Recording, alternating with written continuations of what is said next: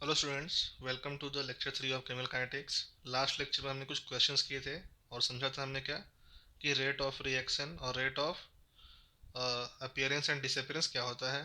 ठीक है। और कुछ अच्छे क्वेश्चन भी किए थे हमने वहाँ पे। अब हम देखेंगे इस लेक्चर में क्या कि types of rate of reaction and factors affecting rate of reaction. Okay, ये कितने टाइप के रेट ऑफ रिएक्शन होते हैं और कितने फैक्टर उनको अफेक्ट करते हैं।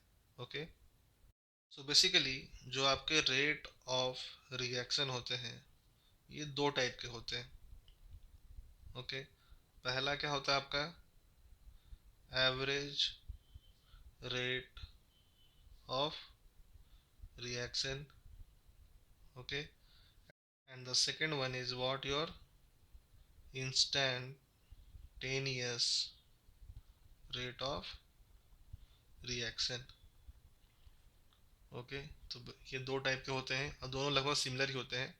ओके, तो एवरेज में क्या होता है कि हम लोग क्या करते हैं, एक दो टाइम पीरियड के बीच में देखते हैं कि यहाँ से यहाँ तक कितना आपका रिएक्शन हुआ। इंस्टेंटेनियस में क्या करते हैं हम लोग, किसी इंस्टेंट पे देखते हैं कि क्या कितना रिएक्शन हो रहा है या क्या रेट है रिएक्शन का। ओके, तो बेसिकली ये कर्व से हम लोग समझते हैं क्या क्या है, होता है आपका क्या एवरेज रेट ऑफ रिएक्शन और instantaneous rate of reaction. Okay, तो बेसिकली ये किसके लिए दिया है, आपके रिएक्टेंट के लिए और किसके लिए दिया है, प्रोडक्ट के लिए। तो लेट से हमारे पास एक रिएक्शन है। Okay, reactant goes to product. ठीक है। ओके, तो अगर हम लोग बात करें टी इक्वल्स टू मान के चलिए T1 पे। ठीक है, क्या हो रहा होगा T1 पे, ये कुछ होगा आपके पास R1। ओके, और ये कुछ होगा आपके पास P1। ठीक है, T2 पे ये क्या हो गया आपका R2, ये क्या हो गया आपका P2। ठीक है, तो अगर हमें लिखना है R एवरेज किसके लिए, आपके रिएक्टेंट के लिए, तो कैसे लिखेंगे हम लोग कि minus delta R by delta T। Okay, और बाहर में क्या लिखेंगे, minus R2 minus R1 upon T2 minus T1। तो यहाँ से क्या जाएगा हमारे पास value R1 minus R2 upon T2 minus T1। ये किसके लिए होगी, आपके रिएक्टेंट के लिए।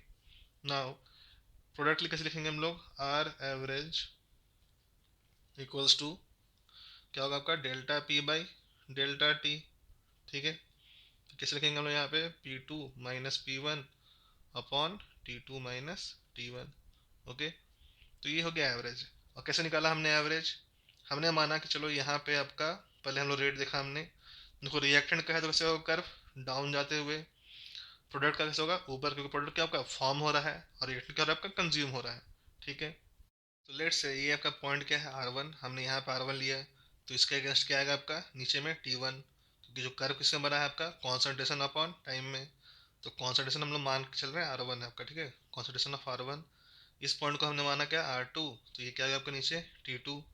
जो आपका एवरेज रेट ऑफ रिएक्शन क्या हो गया आपका delta R by delta T। और डेल्टा R क्या हो गया आपका R2 माइनस R1, यहाँ T2 माइनस T1। बाहर में क्या लगा हुआ था हमारा नेगेटिव, तो क्या होगा R1 minus R2 T2 minus T1। ठीक है, क्लियरली हमने क्या किया, प्रोडक्ट ये भी ऐसे लिखा है। ठीक है, यहाँ पे P2 यहाँ P1 यहाँ T2 यहाँ पे T1। ओके, अब आते हैं हम लोग कहाँ पे, इंस्टेंटेनियस पे। ठीक है, तो देखो इंस्टेंटेनियस में क्या करते हैं हम लोग, कोई भी एक पॉइंट ले लेते हैं। लेट से कि हमने यहाँ पे एक पॉइंट लिया। ठीक है, फिर क्या करते हैं हम लोग वहाँ पे एक टेंजेंट ड्रॉ कर देते हैं। ओके, टेंजेंट ड्रॉ करने के बाद हम लोग क्या करते हैं, ये जो स्पेस हुआ आपका कहाँ से यहाँ तक। ओके, उससे हम लोग यहाँ पे लिख लेते हैं कि यहाँ पे कितना आपका कॉन्सेंट्रेशन की वैल्यू आ रही है। ये बहुत ही कम होता है, मान के चलिए अगर ये वैल्यू यहाँ पे 0.2 है, तो यहाँ पे क्या आएगा आपका 0.21 या 22 या 23 ऐसा कुछ आएगा। ठीक है, नीचे अगर टाइम मान के चलिए यहाँ पे 3 सेकेंड है, तो यहाँ पे क्या आएगा आपका 3.01 सेकेंड, 3.1 सेकेंड या 3.2 सेकेंड।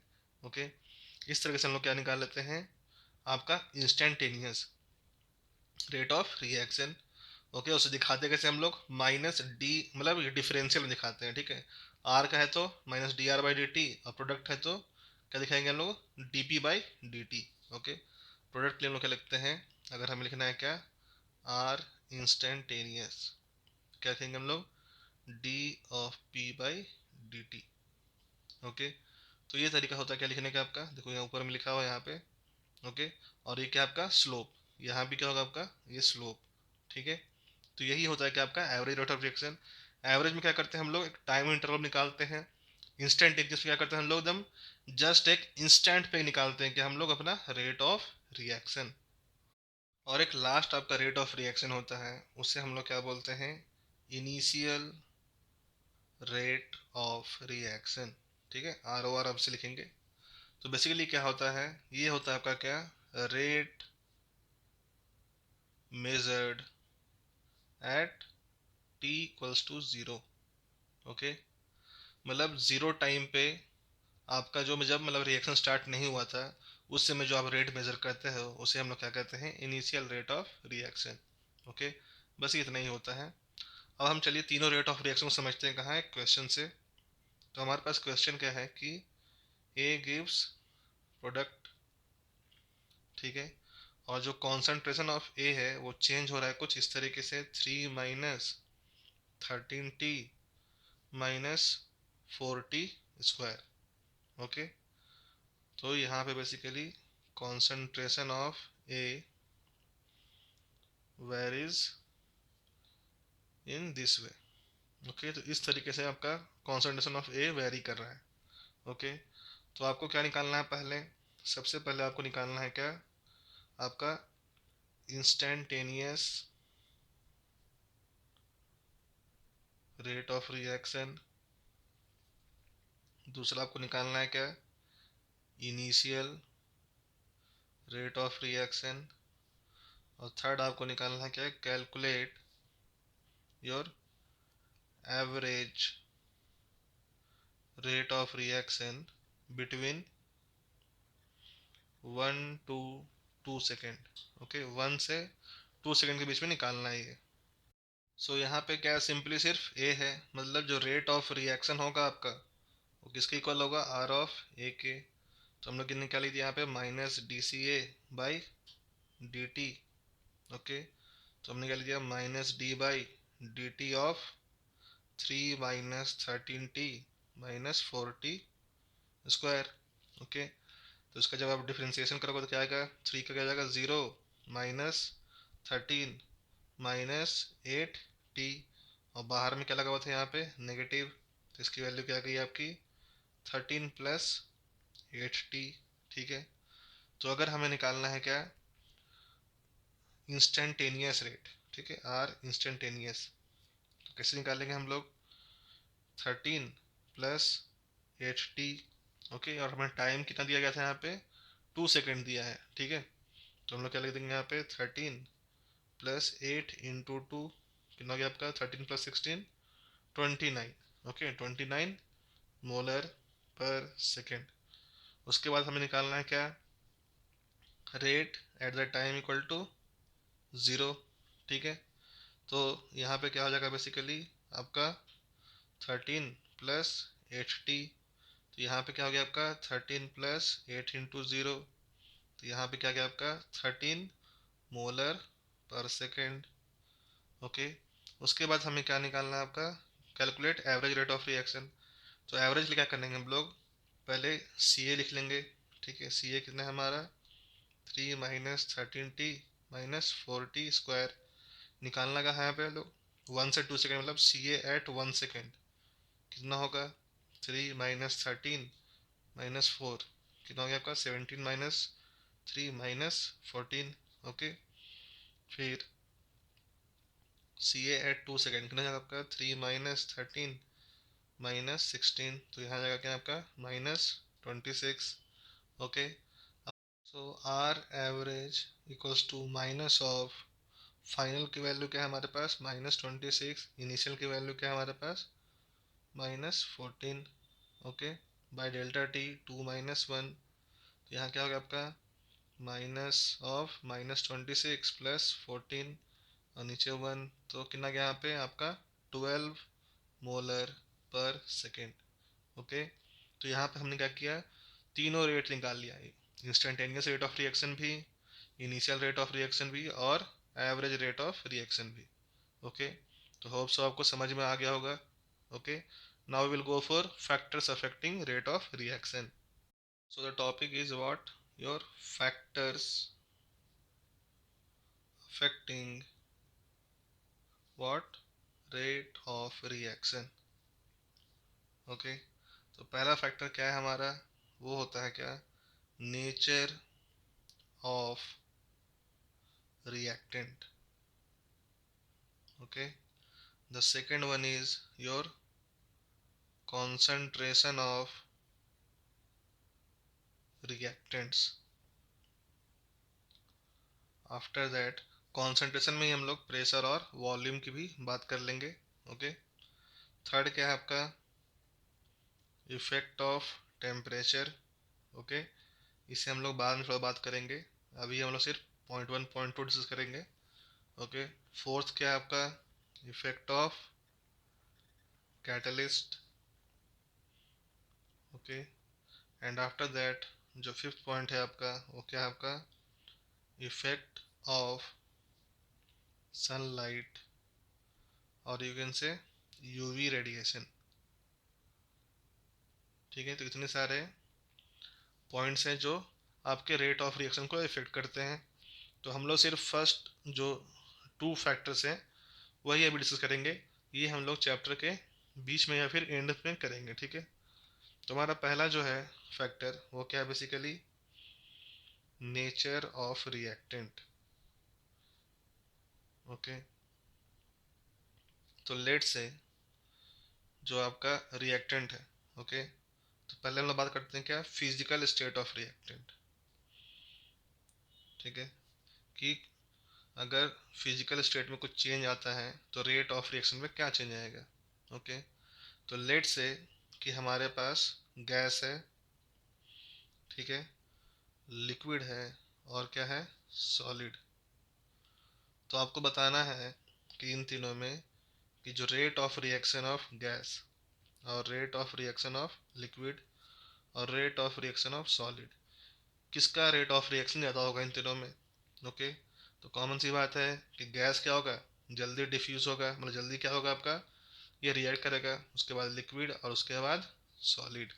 ओके, तो इस तरीके से ये रेट ऑफ रिएक्शन को अफेक्ट करता है। ओके, एक और है यहाँ पे क्या, होमोजीनियस एंड हेट्रोजीनियस। अगर आपके पास एक होमोजीनियस सब्सटेंस है, होमोजीनियस मतलब जिसमें सिंगल फेज हो, फेज मतलब सॉलिड लिक्विड गैस, ठीक है, और हेट्रोजीनियस मतलब जिसमें मोर देन वन फेज हो। ठीक है, तो कौन जल्दी रिएक्ट करेगा, ओके, जो क्या होगा, होमोजीनियस, मतलब जो रेट ऑफ रिएक्शन होगा होमोजीनियस सब्सटेंस का वो क्या होगा, ज़्यादा then rate of reaction of heterogeneous substance. उसके बाद हम लोग बात करते हैं किसका, सरफेस एरिया का। ठीक है, तो जो ये भी क्या एक फैक्टर है, surface area of reactant. Okay, तो सिंपल सी बात है कि आप क्या करोगे, सरफेस एरिया अगर इंक्रीज करोगे, ओके, तो रेट ऑफ रिएक्शन भी क्या होगा, इंक्रीज। फॉर रिएक्शन जब हम लोग कपड़े सुखाते हैं तो कपड़े अगर सिकुड़े हुए हैं तो वो जल्दी सूखते हैं, अगर हमने उनको फैला दिया, स्प्रेड कर दिया, तो वो जल्दी सूख जाते हैं। तो हम लोग कह सकते हैं यहाँ से क्या, कि rate of reaction is directly proportional to surface area of reactant. Okay, now comes to next factor, वो क्या है आपका, chemical nature of reactant. Okay, और केमिकल नेचर में क्या क्या बात करेंगे हम लोग, केमिकल नेचर में जो फर्स्ट फैक्टर है आपका वो क्या होगा, हैशटैग वन लिख लेते हैं इसको, ये है आपका थर्मल स्टेबिलिटी। ओके, अब सोचने वाली बात है कि अगर आपका टी एस लिखते हैं हम लोग थर्मल स्टेबिलिटी को, अगर टी एस क्या होगा, ज़्यादा, ठीक है, थर्मली क्या होगा वो स्टेबल, तो उसे हमें ज़्यादा एनर्जी देनी पड़ेगी बॉन्ड को ब्रेक करने के लिए। ठीक है, या उस कंपाउंड को ब्रेक करने के लिए, मतलब अगर वो स्टेबल है, ठीक है, तो वो प्रोडक्ट में कन्वर्ट क्या होगा, बहुत ही कम। तो यहाँ पे रेट ऑफ रिएक्शन क्या होगी आपकी, कम। हम लोग किसकी बात कर रहे हैं यहाँ पे, थर्मल स्टेबिलिटी की, हम लोग यहाँ बात कर रहे हैं थर्मल स्टेबिलिटी ऑफ रिएक्टेंट की, कि अगर आपका रिएक्टेंट थर्मली स्टेबल है तो प्रोडक्ट में कन्वर्ट क्या होगा, कम। तो यहाँ पे जो आपका रेट ऑफ रिएक्शन होगा वो भी क्या होगा, कम। ओके, मतलब हम लोग बोल सकते हैं क्या कि thermal stability of reactant is inversely proportional to rate of reaction. लेकिन अगर हमने बोला थर्मल स्टेबिलिटी ऑफ प्रोडक्ट, कि अगर आपका प्रोडक्ट क्या है, थर्मली स्टेबल, इसका मतलब क्या है कि जो आपका रिएक्टेंट है वो बहुत ही जल्दी जल्दी कंज्यूम हो रहा है, क्योंकि वो क्या है, अनस्टेबल, और वो प्रोडक्ट में कन्वर्ट हो रहा है, मतलब रेट ऑफ रिएक्शन क्या होगा यहाँ पे, ज़्यादा। तो हम लोग बोल सकते हैं क्या कि thermal stability of product is directly proportional to rate of reaction. Okay, उसके बाद जो सेकंड फैक्टर है आपका, वो क्या है आपका, nature of bonds to be broken. Okay, let say एक ए बी बॉन्ड है और एक सी डी बॉन्ड है, ठीक है। ए बी बॉन्ड की जो बॉन्ड एनर्जी है वो क्या है आपका 90 किलो जूल, और जो सी डी बॉन्ड है उसकी बॉन्ड एनर्जी कितनी है 200 किलो जूल। ओके, तो जल्दी ब्रेक कौन होगा आपका, ए बी। ओके, मतलब यहाँ पे जो रेट ऑफ रिएक्शन होगा वो क्या होगा, ज़्यादा। सी डी क्या होगा, लेट से ब्रेक होगा, तो यहाँ पे रेट ऑफ रिएक्शन क्या होगा आपका, कम। ओके, तो इस तरीके से ये nature of bond to be broken rate of reaction को अफेक्ट करते हैं।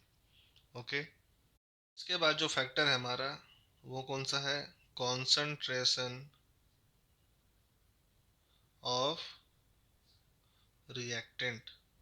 ठीक है, तो कॉन्सेंट्रेशन ऑफ रिएक्टेंट में हम लोग किसकी बात करेंगे, यहाँ पे हम बात करेंगे यहाँ पे प्रेशर और वॉल्यूम की भी, ठीक है, कॉन्सेंट्रेशन के साथ साथ। तो हमें पता है कि रेट ऑफ रिएक्शन क्या होता है आपका, change in concentration with respect to time. Okay, तो कॉन्सेंट्रेशन को अगर हम लोग इंक्रीज करेंगे तो रेट ऑफ रिएक्शन भी क्या होगा आपका, इंक्रीज। ओके, और कॉन्सेंट्रेशन को डिक्रीज करेंगे तो रेट ऑफ रिएक्शन भी क्या होगा आपका, डिक्रीज। ठीक है, अब आते हैं हम लोग कहाँ पे, आपके वॉल्यूम पे, कि वॉल्यूम चेंज करने पे क्या होगा। ठीक है, तो हमें पता है क्या कि जो कॉन्सेंट्रेशन होता है उसकी वैल्यू क्या होती है, मोल्स अपॉन वॉल्यूम। ठीक है, तो अगर हमने मोल्स को क्या रखा, सेम टू सेम, ठीक है, तो जो कॉन्सेंट्रेशन होगा हमारा वो क्या हो जाएगा, इन्वर्सली प्रोपोर्शनल टू वॉल्यूम। मतलब अगर हमने वॉल्यूम को इंक्रीज किया, ठीक है, 2 टाइम्स मान चलो हमने वॉल्यूम इंक्रीज कर दिया, तो जो हमारा रेट ऑफ रिएक्शन है वो क्या होगा, 2 टाइम्स डिक्रीज हो जाएगा। ओके, क्यों, क्योंकि जो आपका रेट ऑफ रिएक्शन है और वॉल्यूम दोनों कैसे होते हैं आपके, inversely proportional. Okay, now comes to pressure. Okay, तो प्रेशर कैसे अफेक्ट करेगा रेट ऑफ रिएक्शन को, तो हमें पता है क्या कि पी वी इक्वल्स टू क्या होता है आपका, एन आर टी। तो पी इक्वल्स टू क्या है आपका, n by v r t. तो यहाँ से हम लोग बोल सकते हैं क्या कि p equals to c r t. R और टी तो कॉन्स्टेंट ही है, मतलब p is directly proportional to concentration. मतलब पी अगर आपने इंक्रीज किया तो कॉन्सेंट्रेशन भी इंक्रीज होगा, कॉन्सेंट्रेशन इंक्रीज हुआ तो रेट ऑफ रिएक्शन भी इंक्रीज होगा। मतलब हम बोल सकते हैं क्या कि pressure is directly proportional to what, rate of reaction. Okay, तो इस तरीके से हम लोग क्या पढ़ते हैं आपका factors affecting rate of reaction. तो ये सारे फैक्टर्स हो गए लगभग जो हमें जानने हैं अभी। इसके बाद हम लोग देखेंगे क्या, effect of temperature and catalyst, वो चैप्टर के एंड में देखेंगे। ओके, सो होप सब समझ में आ गया होगा। इस लेक्चर को यहीं ख़त्म करते हैं। Thank you.